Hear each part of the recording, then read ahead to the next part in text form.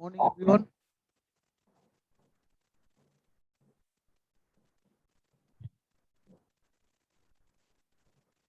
আজকে আমরা current affairs continue করব। ঠিক আছে, নেক্সট যে টপিকগুলো আছে সেগুলো শুরু করব।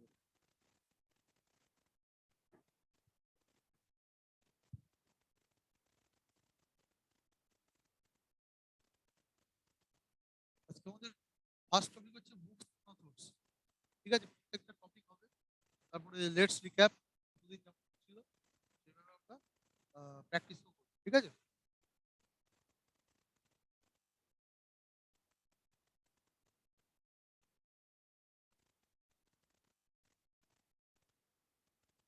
বুকস অ্যান্ড অথর্স এর মধ্যে প্রথম যে বইটা আছে লেডি ডক্টরস, বইটার নাম হচ্ছে lady doctors the untold stories of India's first women in medicine. ঠিক আছে, এখানে টোটাল 1860 থেকে 1930 সালের মধ্যে ভারতবর্ষে যে লেডি ডক্টরসরা ছিলেন এরকম ছজনকে নিয়ে এই বইটা লেখা হয়েছে। এই বইটা লিখেছেন যিনি, তার নাম হচ্ছে কবিতা রাও। ঠিক আছে, বইটার নাম lady doctors the untold stories of Indian first women in medicine. খুবই ইম্পর্টেন্ট একটা পরীক্ষার জন্য। অথর হচ্ছেন Kavita Rao. Miss Rao tells us how she put together the stories of, এবার যে ডাক্তারগুলো ছিলেন সেই যাদের সম্বন্ধে বইটা লেখা হয়েছে সেই ডাক্তারগুলোর নামও ইম্পর্টেন্ট, যে লেডি ডক্টরগুলো ছিলেন যাদের সম্বন্ধে বইটা লেখা। স্টোরিজ অফ আনন্দীবাই যোশী, কাদম্বিনী গাঙ্গুলি, ইনি একজন বাঙালি এবং যারা প্রথম ভারতবর্ষে ডাক্তারি পাশ করে যে সকল মহিলা তাদের মধ্যে একজন। রুকমাবাই রাউত, মুথুলক্ষ্মী রেড্ডি, মারি পুনেন লুকোজে অ্যান্ড হৈমাবতী সেন, এই ছজন ডাক্তার সম্বন্ধে এই বইটা লেখা হয়েছে। Each of hmm was a pioneer in her own way between 1860 to 1930। 1860 থেকে 1930 মধ্যে এরা ডাক্তার ছিলেন। ঠিক আছে, ভারতবর্ষের প্রথম যারা মেয়ে ডাক্তার ছিলেন লেডি ডাক্তার, তাদের মধ্যে কিন্তু এনারা খুবই গুরুত্বপূর্ণ ছিলেন। এনাদেরকে নিয়ে বইটা লেখা হয়েছে। বইটার রাইটার হচ্ছে কবিতা রাও। বইটার নাম lady doctors the untold stories of India's first women in medicine. Lady doctors the untold stories of India's first women in medicine by Kavita Rao. Total ছজন ডাক্তার সম্বন্ধে, ছজন লেডি ডক্টরদের সম্বন্ধে এই বইটা লেখা হয়েছে। রুকমাবাই এর মধ্যে একজন ডাক্তার যিনি ছিলেন, যার নাম হচ্ছে Rukhmabai Raut. Rukhmabai was an Indian doctor and feminist. She is first rate acknowledged for being one of the first practicing women medical practitioner in colonial India, as nicely as being involved in a landmark legal case।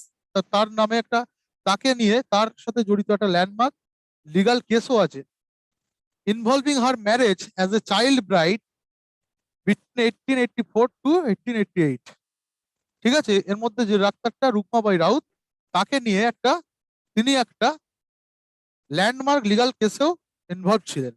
ঠিক আছে, child marriage, child bride নিয়ে, child bride ছিলেন তিনি, এবং সেই child marriage নিয়ে একটা landmark case হয়েছিল, সেই কেসেও তিনি, তার নামও ইনভলভ আছে। ওকে,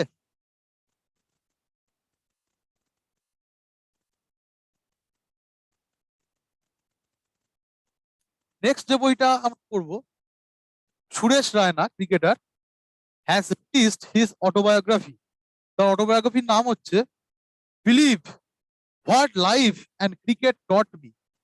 believe what life and cricket taught me.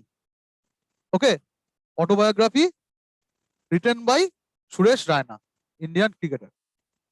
Believe what life and cricket taught me.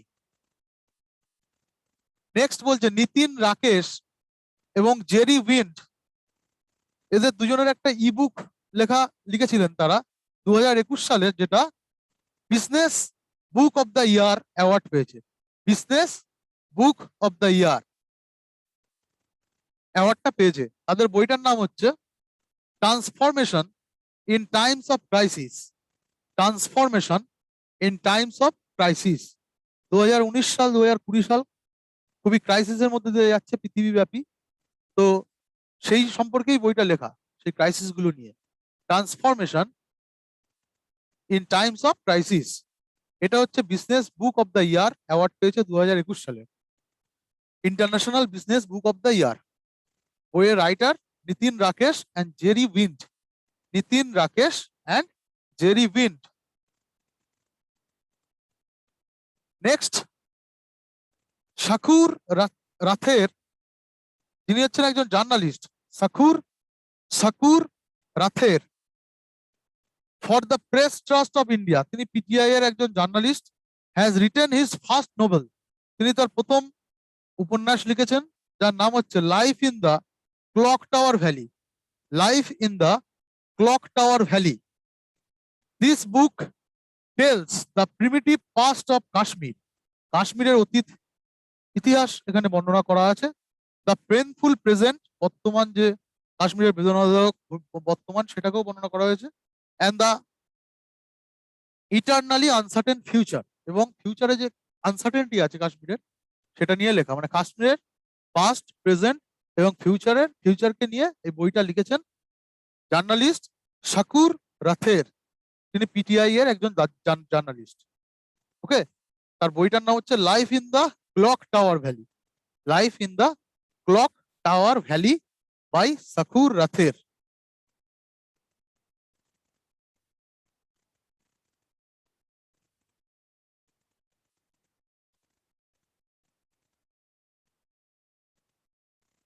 Next যে বইটা আছে, climate activist author Akash Ranison launched a new ebook on the occasion of Earth Day. Earth day উপলক্ষে তিনি আকাশ র্যানিসন একটা বই লিখেছেন, বইটার নাম হচ্ছে climate change explanation once and for all, climate change explanation once and for all. Through the ebook, the author explains the impact of climate change and aims to inspire readers to reduce the impact of climate change through simple sustainable solution. তিনি climate চেঞ্জের উপরে বইটা লিখেছেন, সেই জন্য কে লিখেছেন? আকাশ র্যানিসন।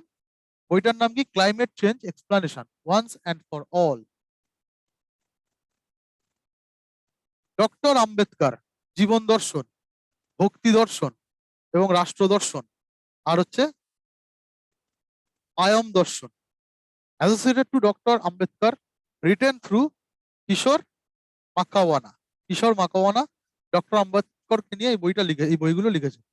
জীবন দর্শন, ভক্তি দর্শন, রাষ্ট্র দর্শন, আয়ম দর্শন, ডক্টর আম্বেদকর লিখেছেন হচ্ছে কিশোর মাকওয়ানা। এবার এটা খুব ইম্পর্টেন্ট একটা book, Dalai Lama, the spiritual leader of Tibet, released his new book. বইটার নাম হচ্ছে little book of encouragement, little book of encouragement. তো দলাই লামা হচ্ছে স্পিরিচুয়াল লিডার তিবেতের, যিনি ইন্ডিয়াতে ধর্মশালাতে থাকেন। ঠিক আছে, তো এই যে স্পিরিচুয়াল লিডারটা সেটা তিবেত থেকে ঠিক হয় যে কে হবে, এবং তারা কিন্তু ইন্ডিয়াতে এসে ধর্মশালা থেকে একটা প্যারালাল গভর্নমেন্ট চালায় তিব্বতে। ঠিক আছে, তো বর্তমান যে দলাই লামা আছে তিনি হচ্ছে 14তম দলাই লামা তিবেতের, এবং তার নাম হচ্ছে তেনজিন গাটসো। তেনজিন গাটসো, তেনজিন গাটসো হচ্ছে এখন recent 14th Dalai Lama of তিবেত। তিনি একটা বই লিখেছেন, বইটার নাম হচ্ছে লিটল বুক অফ এনকারেজমেন্ট। ঠিক আছে, এটা খুব ইম্পর্টেন্ট পরীক্ষার জন্য, পরীক্ষা কিন্তু আসার মতো। লিটল বুক অফ এনকারেজমেন্ট লিখেছেন কে? তেনজিন গাটসো। তিনি কে? তিনি হচ্ছে 14th দলাই লামা অফ তিবেত। এটাও খুব ইম্পর্টেন্ট পরীক্ষার জন্য, কে রাউলিং এর লেখা বইগুলো। ঠিক আছে, যেহেতু নাম করা একজন অথর সেই জন্য খুব ইম্পর্টেন্ট। হ্যারি পটারের author Rowling announced that she is to release, তিনি একটা বই নতুন একটা বই লিখছেন যেটার নাম হচ্ছে the Ickabog, the Ickabog, the Ickabog বইটার নাম, by J K Rowling, the ইক্কাবক।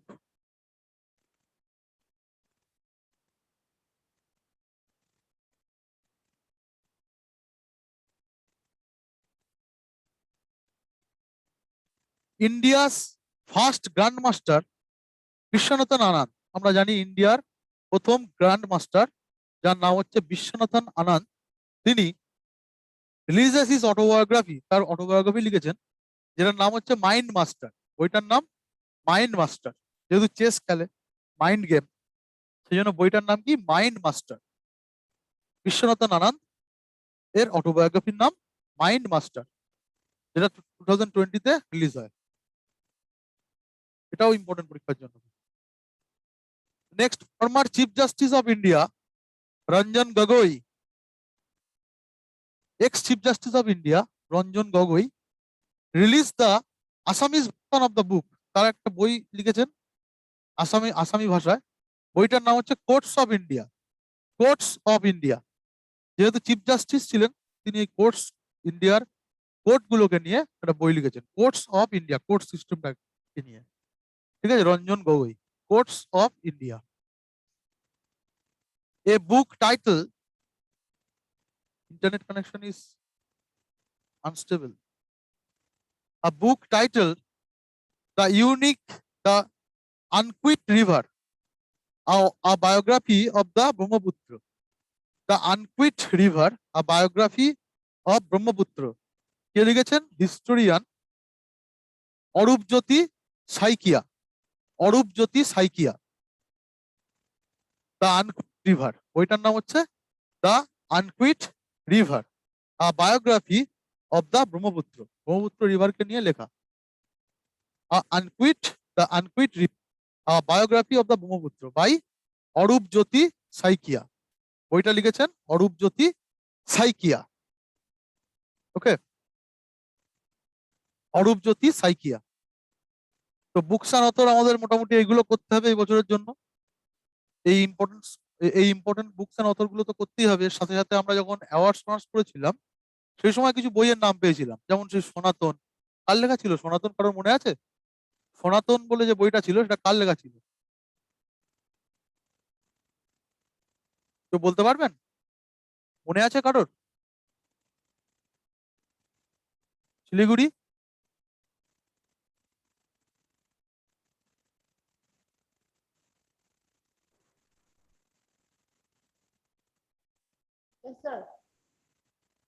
বলুন কারোর মনে? হ্যাঁ, শরৎ কুমার লিম্বালে। গুড। তিনি কি পুরস্কার পেয়েছিলেন? তিনি কি পুরস্কার পেয়েছিলেন? সরস্বতী সম্মান। গুড, ওকে, ঠিক আছে। সেই সাথে তাহলে এই বুকস অ্যান্ড অথর গুলো তো করতেই হবে। এর সাথে সাথে আমরা অ্যাওয়ার্ডস এন্ড অনার্স বা যে কোনো কারেন্ট অ্যাফেয়ার্স পড়ার সময় যদি কোনো বইয়ের নাম পেয়ে থাকি, সেই বইগুলো আমাদের কিন্তু সেগুলো মাথায় রাখতে হবে। ঠিক আছে। পাটলিপুত্রী কি সম্রাজ্ঞী, আসানসোল থেকে বলুন। পাটলিপুত্র কি সম্রাজ্ঞী, এই বইটা কার লেখা? পাটলিপুত্র কি সম্রাজ্ঞী, আসানসোল বলুন, এই বইটা কার লেখা?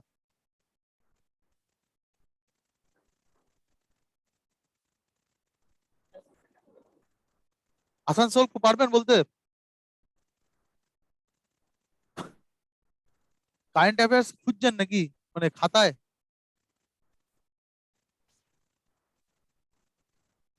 পাটলিপুত্র কি সম্রাজ্ঞী, কে বলতে পারবে এটা? বাঁকুড়া বলুন দেখি। বাঁকুড়া মনে আছে? পাটলিপুত্র কি সম্রাজ্ঞী কার লেখা?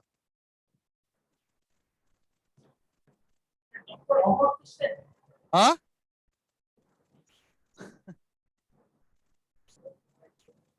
আচ্ছা, শিলিগুড়ি?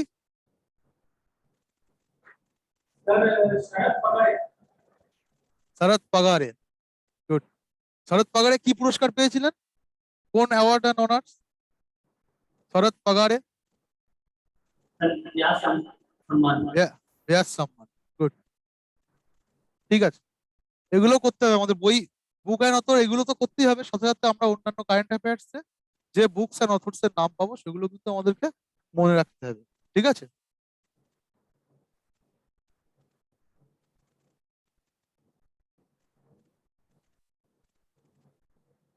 চলুন, let's recap. This book tells our stories. এই যে বইটার ছবি, What is the name of the book? What is the name of the book? Huh? Lady Doctors, তারপরে?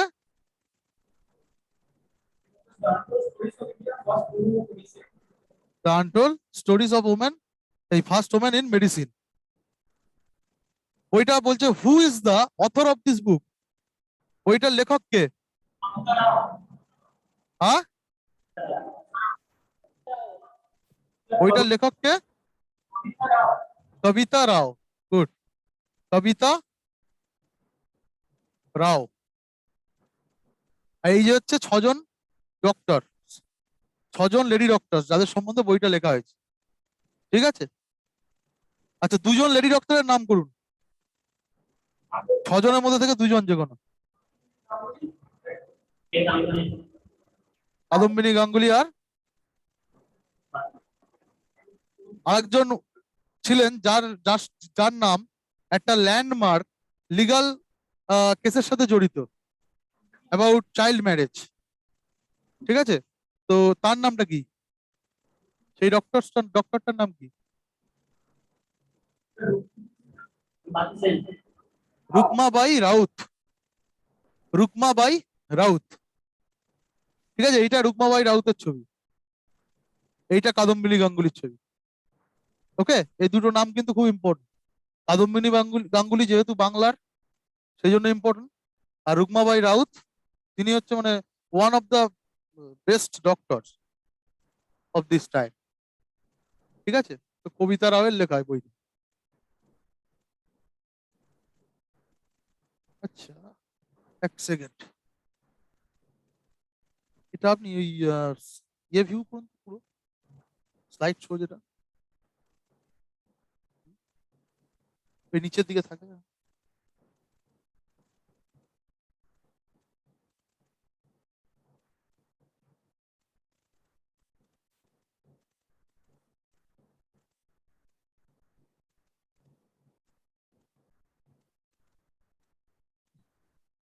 এটা বলুন।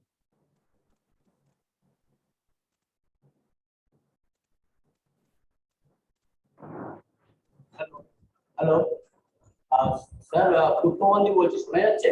হ্যাঁ, শোনা যাচ্ছে, থ্যাংক ইউ। শোনা যাচ্ছে।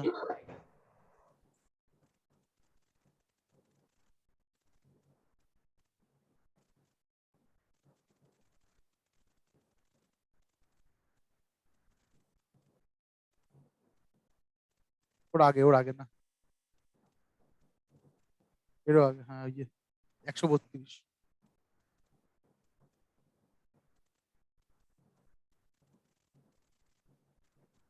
ছোট হয়ে যাচ্ছে না? আচ্ছা, ঠিক আছে। না না, জুম করার কথা না, মানে পুরোটা এইগুলো দেখা যাবে না। ঠিক আছে, ঠিক আছে, ঠিক আছে। ওকে, নেক্সট যে কোশ্চেনটা,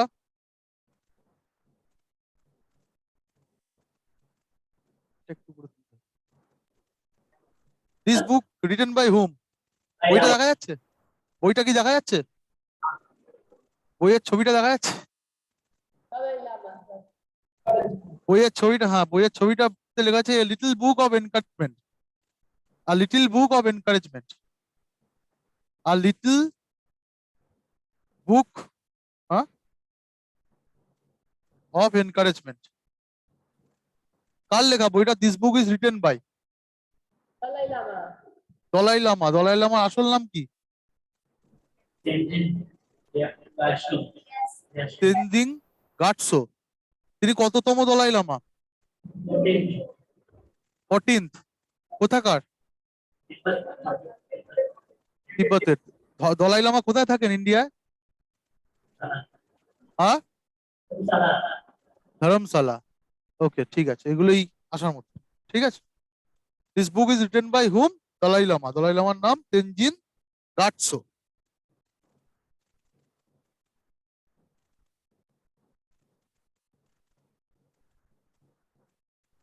নেক্সট আমরা এনভায়রনমেন্ট মানে সম্পর্কিত যে কারেন্ট অ্যাফেয়ার্স গুলো খবর আছে সেগুলো দেখবো। ঠিক আছে, প্রথমত দা Ramgarh Bishdhari, the Ramgarh Bishdhari Wildlife Sanctuary was approved by the National Tiger Conservation Authorities Technical Committee to become Rajasthan's 4th tiger reserve. তাহলে রাজস্থানের 3টে টাইগার রিজার্ভ অলরেডি ছিল।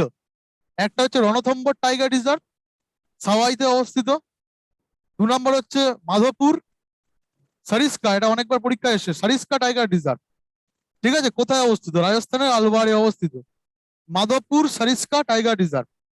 আর মুকুন্দ্রা হিলস টাইগার রিজার্ভ কোটায় অবস্থিত রাজস্থানে। তাহলে রাজস্থানে অলরেডি 3টে টাইগার রিজার্ভ ছিল। আমাদের 3টে টাইগার রিজার্ভের নাম মনে রাখতে হবে, Ranthambore tiger reserve, Madhopur Sariska tiger reserve and Mukundra hills tiger reserve. 3টেই রাজস্থানে অবস্থিত। রাজস্থানে রিসেন্টলি একটা নতুন টাইগার রিজার্ভ হলো, যেটার নাম হচ্ছে Ramgarh Vishdhari wild life sanctuary. এটাকেও টাইগার রিজার্ভ প্লেস বলে ঘোষণা করা হয়েছে। ঠিক আছে, তো Ramgarh Vishdhari wild life sanctuary জিওগ্রাফির কোশ্চেন হিসেবে আসতে পারে যে কোথায় অবস্থিত। রাজস্থানে অবস্থিত Ramgarh Vishdhari wild life sanctuary. এটাও একটা ন্যাশনাল টাইগার কনজারভেশন অথরিটির দ্বারা টাইগার রিজার্ভ সেন্টার বলে ঘোষিত হলো রিসেন্টলি। রণথম্বর, মাধবপুর সারিস্কা, মুকুন্দ্রা আর রামগড়। রাজস্থান তাহলে এখন বর্তমানে 4টে টাইগার রিজার্ভ আছে।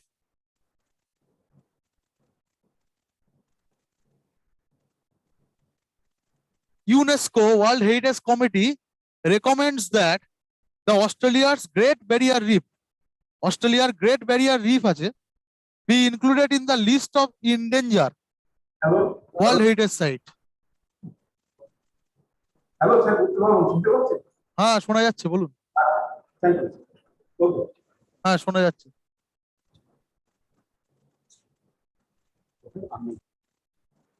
তাহলে ইউনেস্কো ওয়ার্ল্ড হেরিটেজ কমিটি অস্ট্রেলিয়ার গ্রেট ব্যারিয়ার রিফ, এটা অলরেডি একটা ওয়ার্ল্ড হেরিটেজ সাইট ইউনেস্কো, তো সেটাকে ইনডেঞ্জার বলে ঘোষণা করেছে।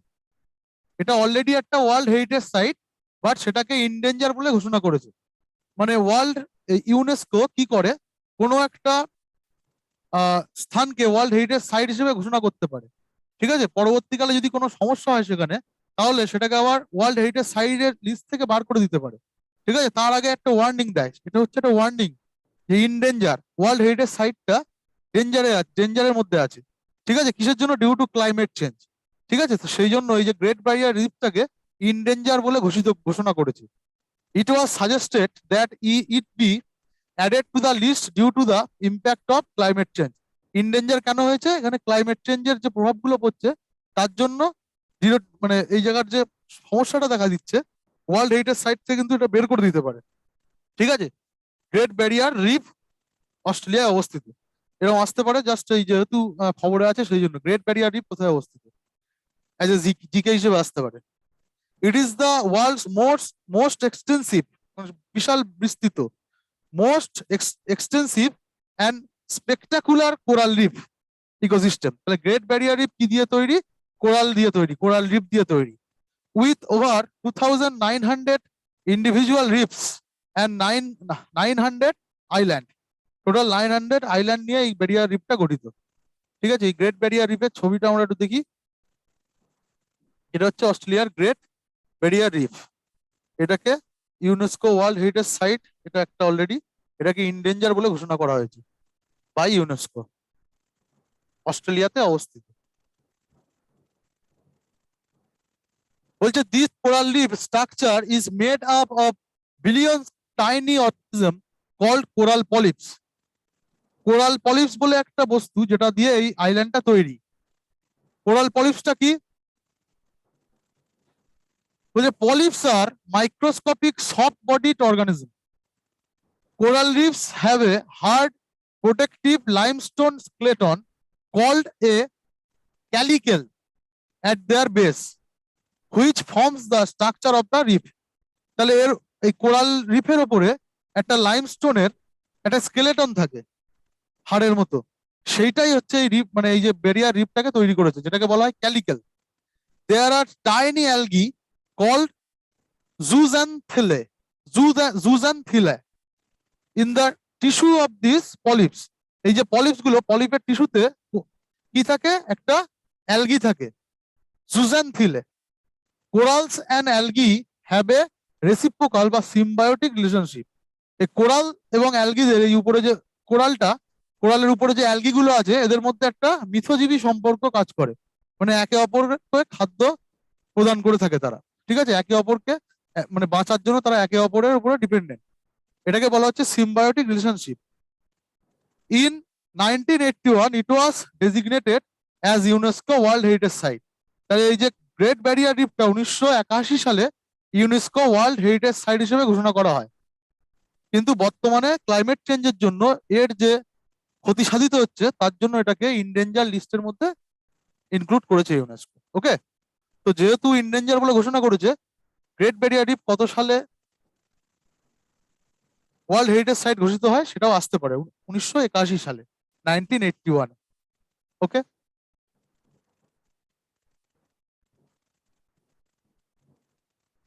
Next, 8 captive bred pygmy hogs. Pygmy hogs হচ্ছে এক ধরনের পিগ।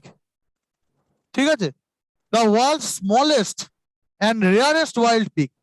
এই যে ছবিটা আমরা দেখতে পাচ্ছি, এটা হচ্ছে পৃথিবীর সবচেয়ে ছোট এবং সবচেয়ে রেয়ার একটা pig. Were released in the Manas national park of Assam. আসামে একটা ন্যাশনাল পার্ক আছে যার নাম হচ্ছে মানস ন্যাশনাল পার্ক।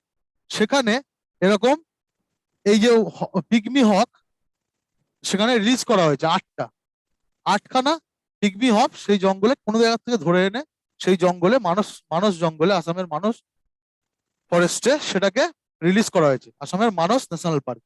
ঠিক আছে, পিগমি হক। পিগমি হক যেহেতু একটা রেয়ারেস্ট অ্যানিমাল, আমাদের তার সম্বন্ধে একটু জানতে হবে। About pygmy hog, scientific name হচ্ছে porcula স্যালভানিয়া।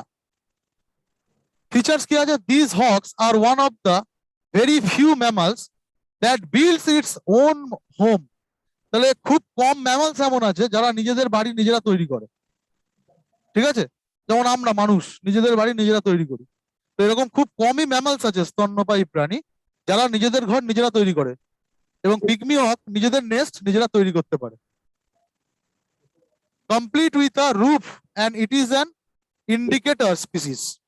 The presence of these hawks reflects the health of its primary habitat, the tall, wet grasslands of the region. তাহলে তাদের প্রেজেন্সের উপরে সেই অঞ্চলের যে গ্রাসল্যান্ড তাদের অস্তিত্ব নির্ভর করে। ঠিক আছে, সেই জন্য তাদেরকে বলা হয় ইন্ডিকেটিভ স্পিসিস। তাদের হ্যাবিটেটটা কি আছে? It flourishes in wet grassland once determined along a slender strip of tall and wet grassland plains on the Himalayan foothills from Uttar Pradesh to Assam. Uttar Pradesh থেকে আসাম, হিমালয়ের পাদদেশে উত্তর প্রদেশ থেকে আসাম অব্দি যে গ্রাসল্যান্ড আছে সেখানে তারা বসবাস করে।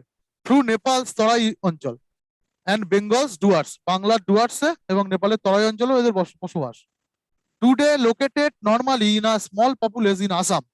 বর্তমানে কিন্তু তারা শুধুমাত্র আসামের একটা ছোট অঞ্চলের মধ্যে সীমাবদ্ধ হয়ে বসবাস করে। এবং এটা কেন ইম্পর্টেন্ট বলছে, আইইউসিএন রেড লিস্ট, যেটা আইইউসিএন প্রকাশ করে বিভিন্ন অ্যানিমেলদের নিয়ে, সেই রেড লিস্ট এটা এন্ডেঞ্জার্ড বলে ঘোষিত অলরেডি। এই পিগমি হচ্ছে এটা এন্ডেঞ্জার্ড স্পিসিস। ঠিক আছে, বিপদের মধ্যে আছে। তাদের সমস্যা কি আছে?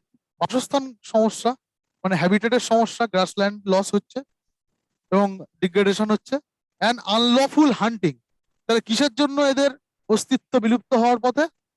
তাদের হ্যাবিটেট প্রবলেম আছে, মানে যে অঞ্চলে তারা বসবাস করে সেই গ্রাসল্যান্ড আস্তে আস্তে বিলুপ্ত হয়ে যাচ্ছে, এবং মানুষ তাদেরকে হান্ট করছে, মানে বিভিন্ন রকম ভাবে তাদেরকে শিকার করা হচ্ছে, তার ফলে কিন্তু তাদের অস্তিত্ব আজকে সংকটে।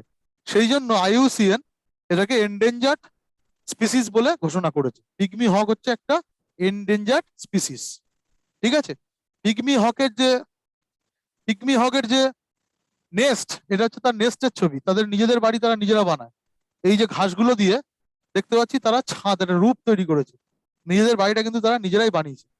ঠিক আছে, এটা হলো পিগমি হকের নেস্ট।